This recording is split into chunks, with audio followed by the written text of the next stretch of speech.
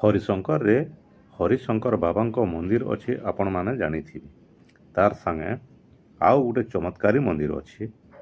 ସେ ମନ୍ଦିରକେ ହରିଶଙ୍କର ଗଲା ଲୋକ 100ରୁ 90 ଲୋକ ଜାଣିନିଥିବେ। ସେ ମନ୍ଦିର ହେଉଛି ହରିଶଙ୍କର ବାବାର ମୁଖ୍ୟ ମନ୍ଦିର ସାମ୍ନାରେ ଅଛି ଗୋଟେ ଶିବ ମନ୍ଦିର। ସେ ମନ୍ଦିର ଚମତ୍କାର ଏଇଟା ଯେ ଶିବ ବାବାଙ୍କ ମୁଣ୍ଡରେ ପାଣି ପଡ଼ୁଛି। ସେ ପାଣିଟା କେନ୍ ଆଡ଼ୁ ଆସୁଛି, କେନ୍ତାକରି ଆସୁଛି, ଆଏ ତ ବୈଜ୍ଞାନିକ ବି ଜାଣି ନି ପାରବା।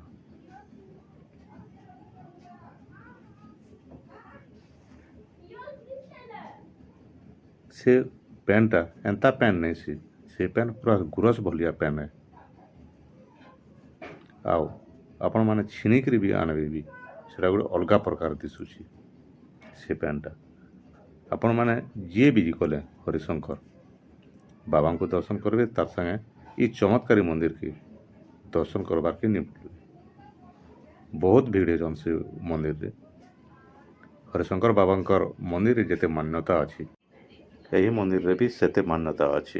ବହୁତ ଲୋକ ତ ଏ ପାଣିକେ ଆଣିକିରି ଗଙ୍ଗା ପାଣି ଭଳିଆ ପୂଜା ପାଠରେ ଲଗାଉଛନ୍।